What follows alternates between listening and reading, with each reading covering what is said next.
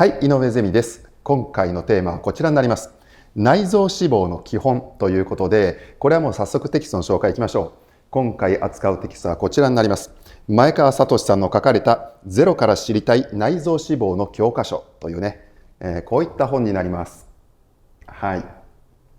で、これはですね、もうね、僕のチャンネルではおなじみの前川聡さんですね。前川さんのね、本はいくつも扱ってますし、対談もね、させていただいているということで、もう本当におなじみなんですけれども、このね、前川さんのね、内臓脂肪の教科書って、これ教科書シリーズなんですよ。で、前にね、扱ったのがこちらなんですね。僕のね、こちらの動画ね、糖質の基本というもので、テキストにしたのが、こちらのゼロから知りたい糖質の教科書ね、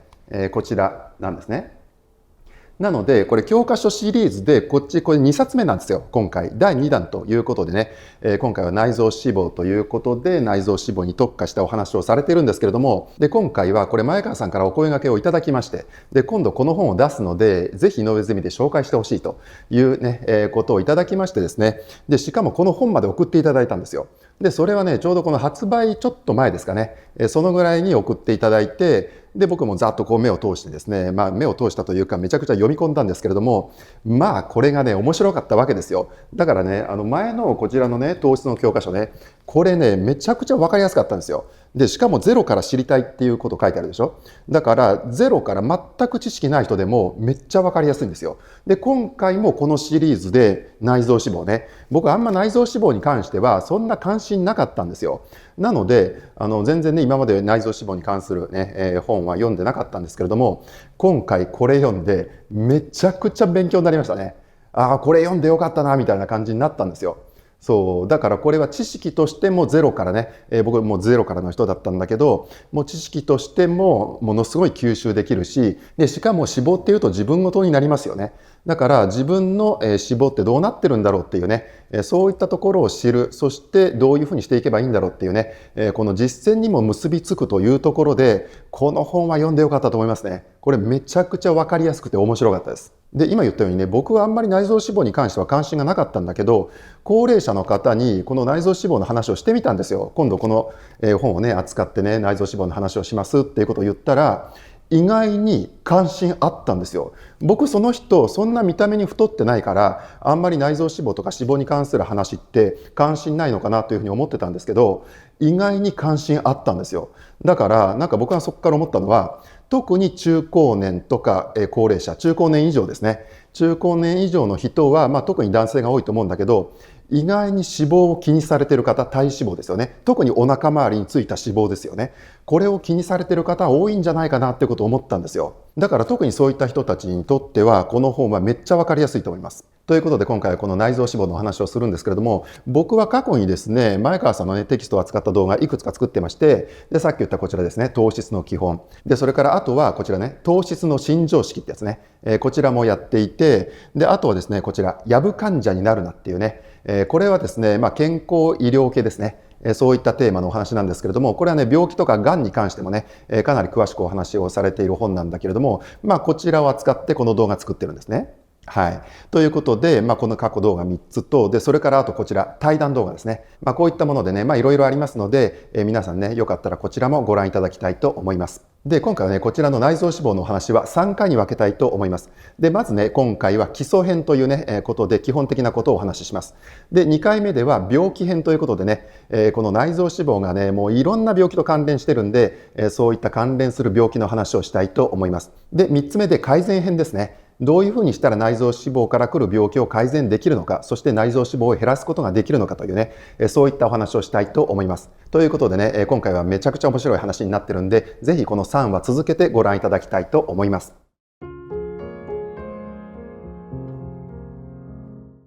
はい。ということで、早速いきますけれども、今回は基礎編ということで、内臓脂肪の正体と題しまして、いくつかですね、お話をしていきたいと思います。ということでね、早速いきますけれども、まずはですね、これ基本なんで押さえてほしいんだけど、3種類の体脂肪ということで、体脂肪っていうのは3種類に分けられるんですね。で、この3種類は何なのかっていうことを順番にちょっとお話ししていきたいんですけれども、まずはですね、皮下脂肪ですね。これが一番基本なんですけれども、この皮下脂肪ってやつは、下腹部や腰とかお尻などの皮膚のすぐ下につく脂肪のことね。これを皮下脂肪と言います。だから大体このお腹周りとかにつくやつですよね。で、これが皮下脂肪ね。で、これはですね、体の重みが増してトラブルにつながるということがあるので、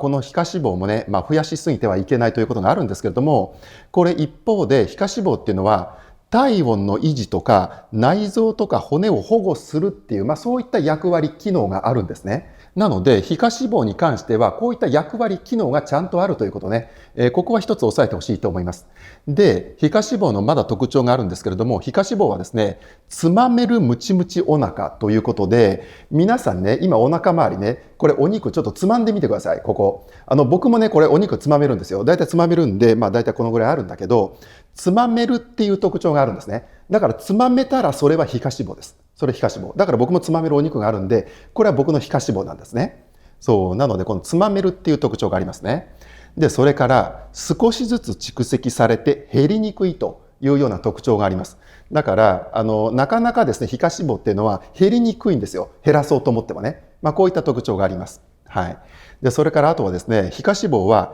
女性につきやすいっていう特徴もあります。で、これね、やっぱり女性がね、大体ね、皮下脂肪を増やしすぎてなっちゃうんだけど、増やしすぎると皮下脂肪型肥満といって、これはね、別名、洋梨型肥満とも言うんですよ。つまり見た目が洋梨のような形なんですね。つまり、下腹部から腰回りあたりにかけて、結構ね、このね、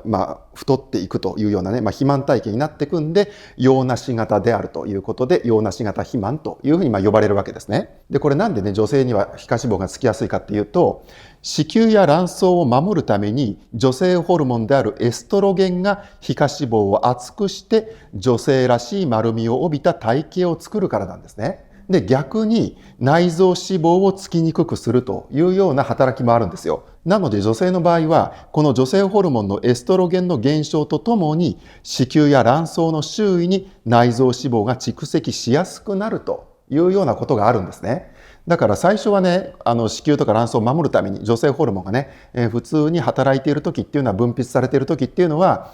皮下脂肪で厚くして、ちゃんとですね、丸みを帯びた体型というもので、保護するわけですよね。子宮とか卵巣をね。そして内臓脂肪はつきにくくすると。だけど、この女性ホルモンのエストロゲンが減っていくっていうね、加齢によってね、減っていくと、子宮とか卵巣の周囲に今度は内臓脂肪が蓄積しやすくなると、つきやすくなってくるということなんですね。ということで、これが皮下脂肪の特徴ということになります。で、次はですね、内臓脂肪ね。これが今回のメインになるんですけれども、この内臓脂肪っていうのはですね、胃や腸などの臓器の周りに蓄積される脂肪のことなんですね。これを内臓脂肪と言います。で、この内臓脂肪の特徴はですね、これが結構皮下脂肪とは対照的に違うんだけれども、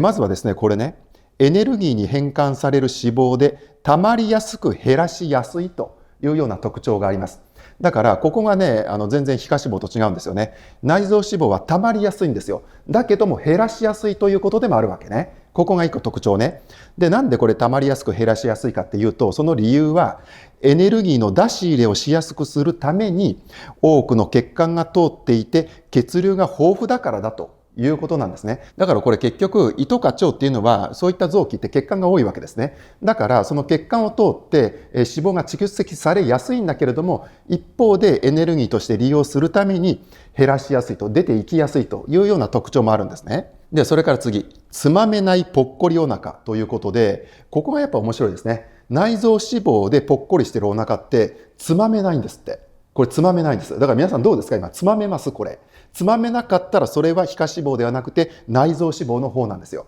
で、こっちの方がめちゃくちゃ危険なんですね。で、さらに言うと、こちらの内臓脂肪は男性につきやすいんですよ。こっちはね。だからこれがつきまくっていくとですね、内臓脂肪型肥満ということになって、で、これは別名、リンゴ型肥満というふうに呼ばれてます。だからここはね、皮下脂肪の洋梨型肥満と違うとこね、つまりお腹周りがぽっこりするんで、どちらかというと腰周りのところじゃなくてもうちょっと上ですよね。上のお腹がぽっこりするので、リンゴ型肥満というふうに呼ばれているわけですね。で、このね、内臓脂肪っていうのは男性ホルモンのテストステロンの減少とともに増加するという特徴があるんですね。で、ちなみにね、この男性ホルモンのテストステロンっていうのは、これは加齢だけで減るんじゃないんですって。つまり年を取るごとに減っていくだけではなくて、これ、ストレスを受けることでも分泌が減っちゃうんですって。だからストレス要注意ですよ。だからこれね、職場でストレスを受けることが多い中高年の男性は内臓脂肪がつきやすいんですって。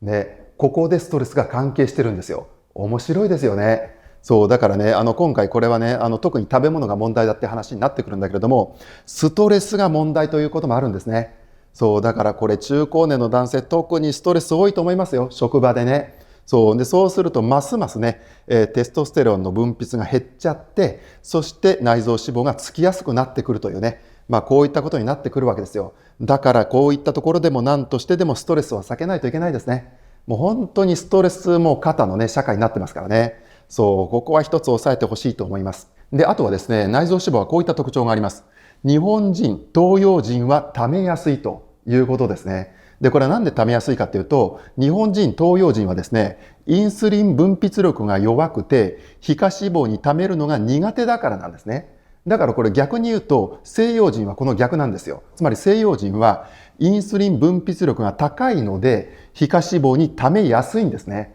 だから皆さん欧米人で見たことありません？こんなに脂肪ついてるのみたいなね、人、そういう体型の人いません？あれって、やっぱ違うわけですよね、この体質がね。つまり西洋人というのはインスリンの分泌力が高いんで、つまりインスリンというのは別名で肥満ホルモンとも言われてますけれども、脂肪として溜めやすいんですよ、分泌力が高いから。こういったことね。そう、だからそういったところが日本人、東洋人とは違うということなんで、日本人、東洋人は皮下脂肪は溜めるのが苦手で、どちらかというと、内臓脂肪がつきやすいということなんですよね。で、それから内臓脂肪っていうのは、そんなに太っては見えないっていうこともあるんですよ。で、そういった形で太って見えないなっていうふうに思っていても、生活習慣病を発症しやすいというようなこともあるんですね。だから今回ね、次回はね、病気編ということでがっつりお話しするんだけれども、内臓脂肪は生活習慣病に直結してるんですよ。そう、だからここですよね。もういろんな生活習慣病ありますけれども、そういったものをね、もう発症しやすいわけね。なので、ここもね、特徴として押さえてほしいと思います。はい。ということで、これが内臓脂肪ね。で、次、3つ目。異所性脂肪ということで、このね、異所性脂肪は皆さん聞いたことあんまないでしょ？で、これはね、超危険なんですよ。めちゃくちゃ危険。で、この異所性脂肪っていうのはじゃあ何かっていうと、これは本来溜まるはずのない場所、つまりついてはいけないところに蓄積される脂肪のことなんですね。じゃあそれはどんな場所かっていうと、例えば主だったところは肝臓とか心臓とか膵臓などの臓器や、あとは筋肉なんですね。こういったところにはついてはいけないわけですよ、本来は。だけどそういった本来ついちゃいけないところに蓄積されている脂肪があるんですけれども、そのことを異所性脂肪というふうに呼ぶんですね。で、これはね、太っていなくても要注意であるということで、これは結構内臓脂肪とも似てるんですけどね、見た目が太っていなくても、この異所性脂肪がついていたら、それは要注意だよということなんですね。ということで以上がですね、体脂肪の3種類ということで、この皮下脂肪、それから今回メインの内臓脂肪、そして異所性脂肪ね、この3つをぜひともね、今回理解していただきたいと思います。で、次はですね、このお話をしたいと思います。体脂肪が蓄積する流れということで、私たちの体にはね、この体脂肪があるんですけれども、特に皮下脂肪っていうのはね、あるんですけれども、それはどういうふうに蓄積していくのかっていうね、その流れをちょっとお話ししておきますと、まずはですね、私たちは食べ物からいろんなものを食べてエネルギーを得ますよね。で、これを摂取エネルギーっていうふうに今呼んでるんですけれども、この食べて得るエネルギー、摂取エネルギーが消費エネルギー、つまり運動とかで使われるエネルギーね。これを消費エネルギーって呼んでるんだけれども、この消費エネルギーより多いと余ったエネルギーが余りますから、この余ったエネルギーはすべて肝臓で中性脂肪に合成されるわけね。つまり肝臓で中性脂肪として作られていくわけですね。で、そうなると次ね、どうなるかっていうと、そこで作られた合成された中性脂肪は血液中を流れて体脂肪になるということなんですね。だから血液中を流れて体内のいろんな細胞に流れていって体脂肪になるということね。で、これは順番があって、まずは皮下脂肪として蓄積されるんですね。だからこれ3種類あるけれども、一番最初に蓄積されるのが皮下脂肪なんですよ。だからこれ順番があるんですね。で、この皮下脂肪でももう蓄えきれませんというふうになったら、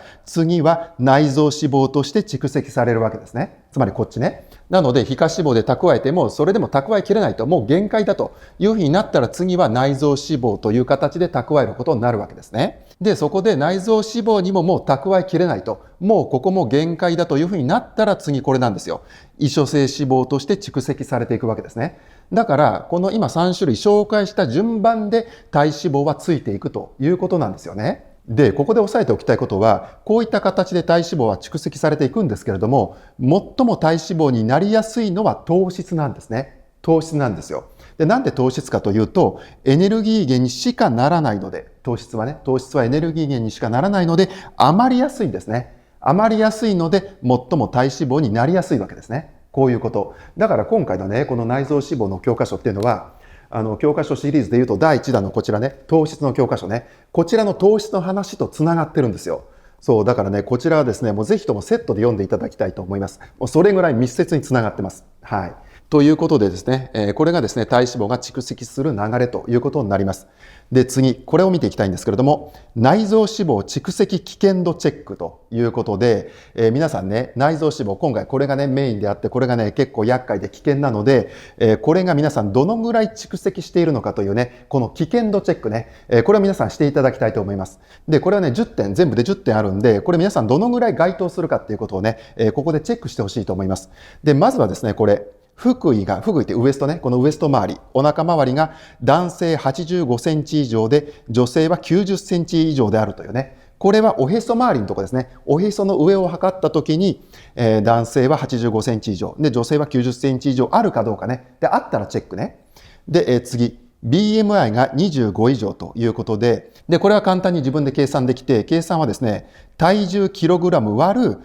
身長、これメートルなんだけど、身長かける身長ということで出せるんですよ、この数値は。で、僕はだいたい19点いくつとかですね、19から20の間に入ってるんですけれども、そのぐらいなんだけれども、これが25以上の人はチェックですね、ということになります。で、次、年齢が40歳以上ということで、もうこれは、もう嫌おなしに僕も入っちゃいますね。もう40、今6ですけれども、これも40歳の人は漏れなくチェックですね。はい。で、それから、ご飯、パン、麺類が好きというね、こういった炭水化物が好きな人はチェックということですね。で、それから、お菓子とか甘いものが好きというね、これも結構いると思うんですけれども、そういった人はチェックだということね。で、それから、甘い飲み物をよく飲むとか、果物をよく食べる人ね、こういった人もチェックしてください。で、それから、お酒をよく飲むという人ね、こういった人はチェック。で、それから早食いをするということで、僕はどちらかというとね、早食いのところがね、あるんで、僕はちょっとここチェック入っちゃうかなと思いますね。で、それからあとは運動習慣がほとんどないという人ですね。ほとんど運動しない人はチェックですね。はい。で、最後、睡眠不足であるということね。これも結構ね、今寝不足の人ね、いると思うんですけれども、寝不足の人はチェックですね。ということで、今10点お話ししましたけれども、これ皆さんどうですか？どのぐらいチェックつきました？で、これ、チェックがついたものが多ければ多い人ほど、内臓脂肪が蓄積しているっていうね、そういった危険性が極めて高いということなんですよ。で、しかもこれ特に40歳以上って入ってるから、僕も絶対ここはチェック入っちゃいますからね。あとは早食いも僕はチェックを入れた方がいいとは思うんだけど、そういったところにチェック入るんで、だからもう皆さんね、いくつかチェックついたと思うんで、そういった方はですね、今回特にですね、自分事として内臓脂肪ね、今回のお話を聞いていただきたいと思います。はい、ということでね、基本編はまだ続きますんで、ホワイトボードを変えて見ていきたいと思います。はい。ということで次行きますけれども、次はこれから行きましょう。メタボリック症候群の原因ということで、ここからですね、結構内臓脂肪に特化したお話になっていくんですけれども、で、このね、メタボリック症候群っていうのは通称メタボって呼ばれますけれども、これの原因っていうのは内臓脂肪の蓄積なんですね。なのでこれは別名、内臓脂肪症候群というふうに呼ばれてるんですね。でね、これ内臓脂肪が蓄積していくと、これどういうふうになっていくかっていうと、インスリンの働きが悪くなってくるんですね。で、そうなると、働きの悪いインスリンが過剰分泌されるっていう風な状況になるわけですよ。だから、もうインスリンが過剰に出まくるわけなんだけれども、でもその出てるインスリンっていうのは、働きの悪い、つまり質の悪いインスリンなわけね。で、こういった状況のことをインスリン抵抗性というふうに呼ぶんですね。で、このインスリン抵抗性っていう言葉はね、今回かなり重要な言葉の一つなので、ぜひですね、覚えてほしいんですけれども、じゃあなんでこういった状況になるかっていうと、それは脂肪細胞から放出されるアディポサイトカインっていう物質の分泌異常が起こるからなんですね。で、今回ね、このアディポサイトカインっていうのもね、重要なので、これね、後でね、こちらで詳しくお話ししたいと思います。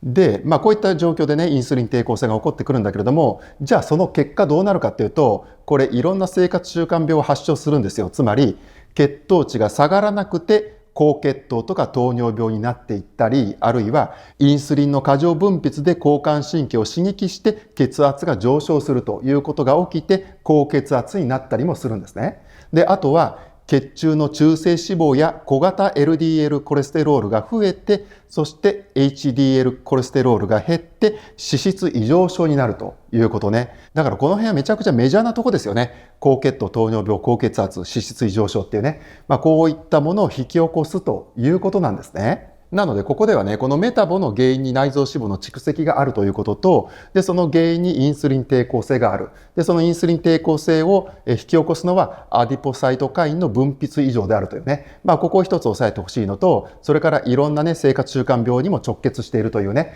こういったところを押さえてほしいと思います。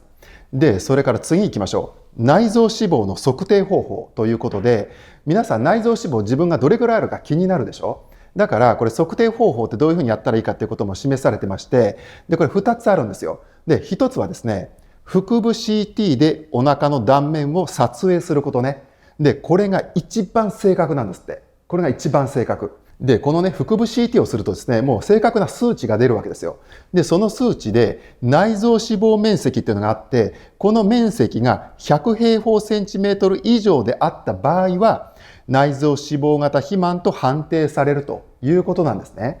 で、今回ね、僕この腹部 CT がめちゃくちゃ気になったんで、今回この本を読んでね、この本を読んで、画像とかも載ってるんだけど、今回これやってきたんですよ、僕、腹部 CT ってやつを。そう、だからね、その結果が出てますんで、それをね、今回の放課後ゼミの方でお話ししたいと思います。で、これは結構人間ドックをやってる期間とかだったら、結構ね、この腹部 CT やってるとこもあるんで、ぜひですね、皆さんも気になってる方はね、特にやってほしいと思います。で、これがね、一番正確な方法なので、ぜひこれやってほしいんですけれども、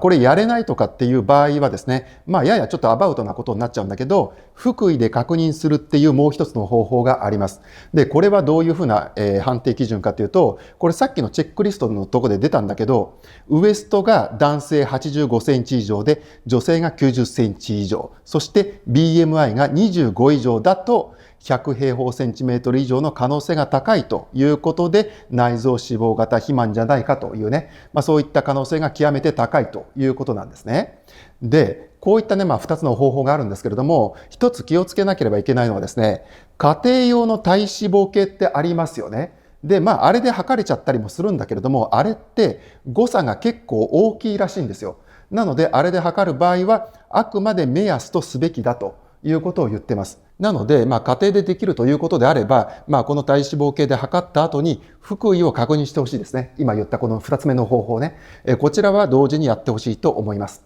で、ここでね、もう一つ気をつけなきゃいけないのは、隠れ肥満というふうに呼ばれているやつで、これ何かっていうと、見た目は太っていないんだけれども、内臓脂肪を蓄積している状態ね。これを隠れ肥満というふうに言ってるんですけれども、これって見た目が太ってないので発見されにくいんですって。そう、だからなかなかね、見た目太ってないんで自分でも大丈夫だろうっていうふうに安心しちゃうんですよね。そう、だからここは一つ気をつけた方がいいということで、これは特にですね、筋肉量が少ない女性や高齢者に起こりやすいということなので、これを見ている高齢者とか女性の方ね、この隠れ肥満になっていないかということは注意した方がいいですね。で、あとはですね、こういった人、運動不足の人や過度のカロリー制限ダイエットをしている人も注意だということで、だから運動不足の人ね、日頃運動していない人だとか、あとは糖質制限ではなくて間違ってカロリー制限をしてしまっている人とかね、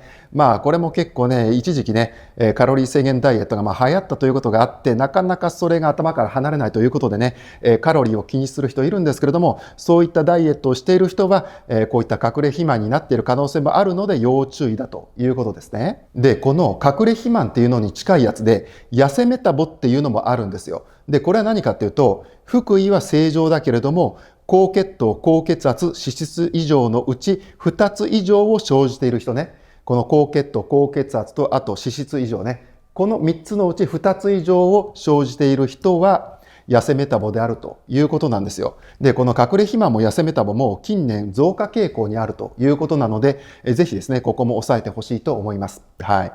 で、これが内臓脂肪の測定方法ね。で、次、レプチンが食欲の鍵ということで、内臓脂肪はね、この食事とめちゃくちゃ関係してるんで、このお話をしたいんだけれども、内臓脂肪が増えれば増えるほど食欲が抑えづらくなるということね。これ大事なんですよね。そう、だから内臓脂肪がめちゃくちゃ溜まっていると。これは基本的には肥満の人が多いと思うんだけれども、もう増えれば増えるほど食欲が止まんなくなっちゃうんですね。で、それはなんでかっていうと、その鍵を握るのがこのレプチンっていうものなんですよ。じゃあこのレプチンというのは一体何なのかっていうお話をしていきたいんだけれども、このレプチンっていうのは脂肪細胞から分泌されるホルモンのことなんですね。で、これはさっき言ったアディポサイトカインね。この一つなんですよ。だからアディポサイトカインの中に一つでレプチンがあるということね。で、これはどういった特徴を持つかというと、脳の満腹中枢に作用して食欲を抑えるという効果を持つんですね。だから基本的には食べたら、このレプチンが働いて、もうこれ以上食べなくていいよとかね、エネルギーはもう確保できたよっていう風な指令を脳に送ってくれるわけね。それがレプチンなんですよ。なのでこのレプチンというのはめちゃくちゃ重要な物質ってことね。で、この内臓脂肪がね、これ増えてしまうと、相対的にレプチンの分泌がこれ増えるんだけれども、これ増えるんですよ。増えるんだけど、でもそれっていうのはうまく働かない質の悪いレプチンが増えてしまうということになっちゃうんですよ。だからこのことをレプチン抵抗性というふうに呼んでるんですね。だからこれってこのインスリン抵抗性と構造似てますよね。仕組みって結構似てますよね。これはインスリンの働きが悪くなると余計にこのインスリンを出すんだけれども、出しているインスリン自体が質が悪いインスリンなので効かないというね。こういったことなんですよ。効きにくいということね。で、それがインスリン抵抗性でしょ。で、レプチンも一緒ですよね。レプチンは内臓脂肪が増えると増えるんだけれども、でもそれってうまく働かない質の悪いレプチンが増えちゃうから、結局作用しないと、効果が発揮されないということになるので、その状態をレプチン抵抗性というふうに呼んでるわけですね。で、こういうふうになると食欲が抑えられなくなっちゃうわけですね。で、そうなるとさらに太ると、さらに食べますからね、さらに太っていくということで、負の肥満スパイラルに入ってしまうということになっちゃうんですよ。なので、この食べ過ぎてしまってね、食欲が抑えられなくなって、で、どんどん太って内臓脂肪がつきまくっちゃうっていうところには、このレプチン、そしてこのレプチン抵抗性というね、こういったものが働いているということですね。はい。ということで、これがレプチンのお話になります。で、次行きましょう。アディポサイトカインの善玉と悪玉ということで、さっきからね、言ってるこのアディポサイトカインね。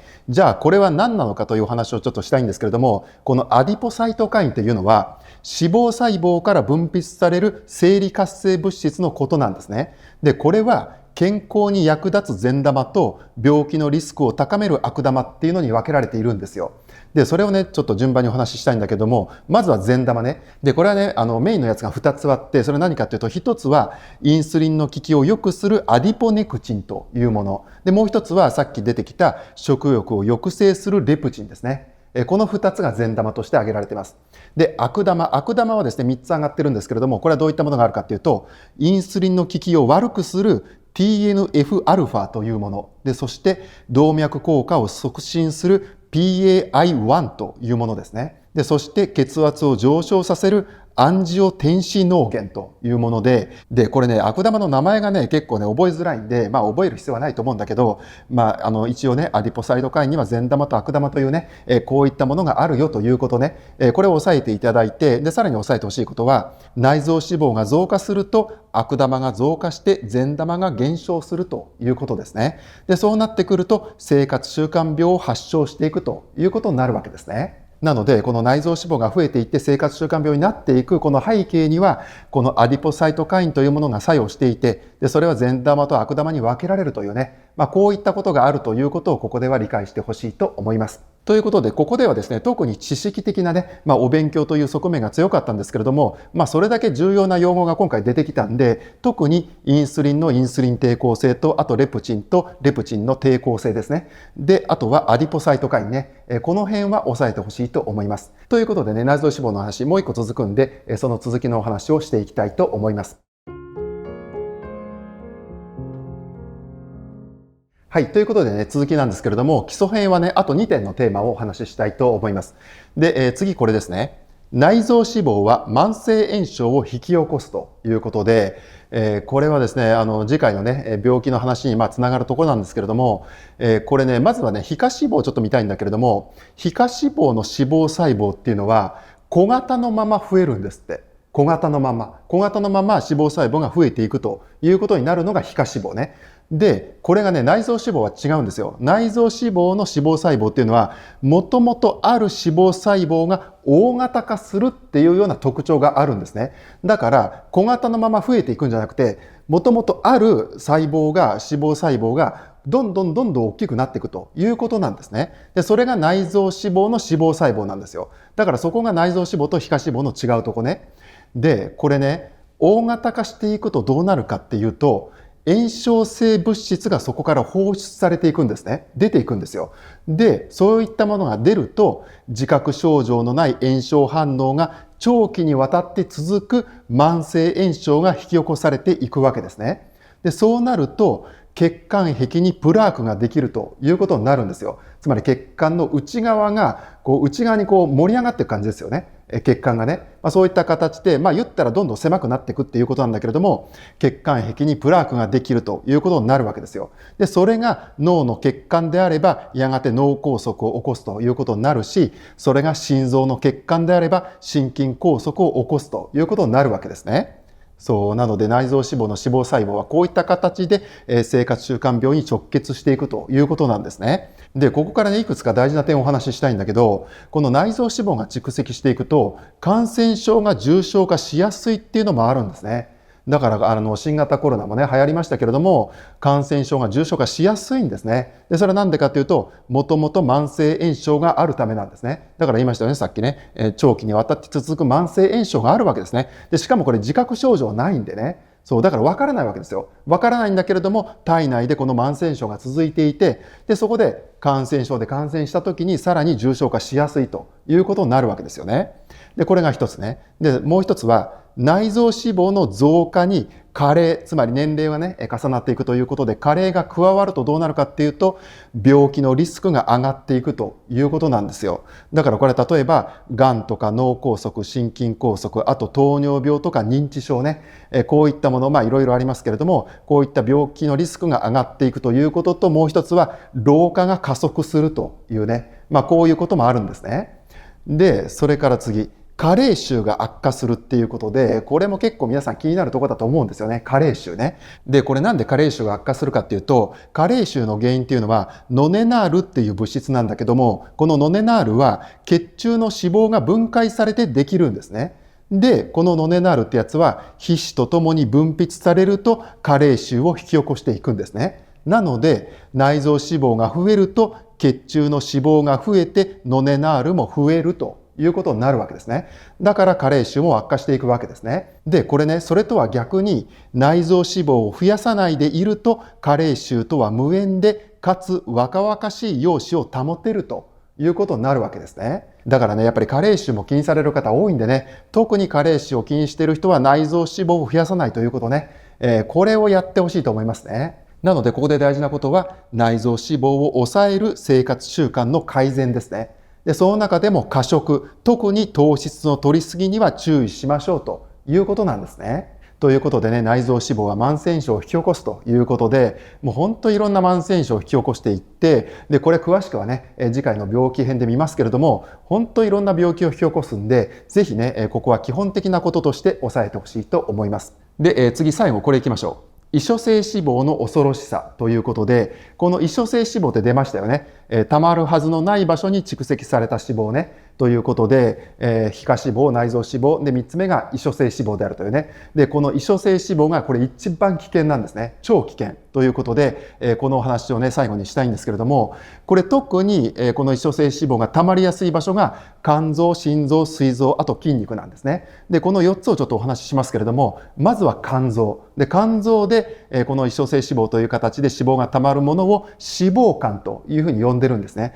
だから皆さん脂肪肝って言われたら聞き馴染みありますよね。で、これって異所性脂肪のことなんですよ。で、この肝臓が異所性脂肪が最も溜まりやすい場所であるということなんですよ。で、これはね、この脂肪肝になっている人って多くは肥満や糖尿病を合併しているわけですね。で、この脂肪肝が進行していくと肝硬変や肝臓がんになるケースもあるということで、肝臓の脂肪肝ね、これはね、もうある人は要注意だと思います。で、それから次、心臓ですね。で、この心臓も危険なんですよ。で、心臓はですね、心臓についた脂肪は心臓周囲脂肪というふうに呼ばれているんですけれども、これは心筋梗塞や心不全を引き起こすということで、こういった心筋梗塞とか心不全でね、亡くなっている方も多いと思うんで、ここも要注意ですよね。そう。で、特にね、この心臓のね、異所性脂肪の場合は、エイリアン脂肪っていうふうにも呼ばれてるんですよ。で、これがね、めちゃくちゃ恐ろしいんで、これはですね、次回の病気編で詳しくお話ししたいと思います。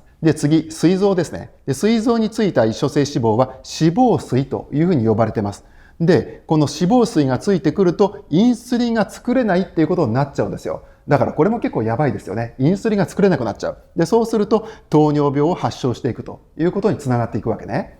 で、これが膵臓ね。で、次、筋肉。この筋肉はですね、筋肉に異所性脂肪がついていくと、糖が取り込めないっていうことになっちゃうんですよ。筋肉が糖を取り込むことができない。だから糖尿病になっていくということで、これも糖尿病につながってるんですね。ということでね、この異所性脂肪っていうのはもういろんな臓器とか、この筋肉でね、この悪さをして病気を引き起こしていくので、もうこれは内臓脂肪もそうなんですけれども、もう絶対貯めてはいけないものね。それが異所性脂肪であるということね。これを押さえていただきたいということと、で、もう一つは、異所性脂肪の蓄積の程度っていうのは、内臓脂肪の蓄積と比例しているということね。だからもうこれ異所性脂肪が多い人は内臓脂肪も多いっていうことですよね。そういうことなんですよ。なので、内臓脂肪を減らすことが異所性脂肪による恐ろしい病気を減らすことにつながるということですね。ということで、この内臓脂肪と、あと合わせて異所性脂肪ね、ここが病気に直結しているというね、そういったところをここでは押さえてほしいと思います。はい。ということで、今回はですね、基礎編ということでね、この内臓脂肪を中心として、皮下脂肪とか異所性脂肪も合わせてね、基本的なことをお話ししてきたんですけれども、次回はですね、病気編ということで、じゃあこの内臓脂肪に関連する病気にはどんなものがあって、どういうふうに病気を引き起こしていくのかというね、そういったお話を次回してみたいと思います。ということで、今回以上になります。じゃあ、またね。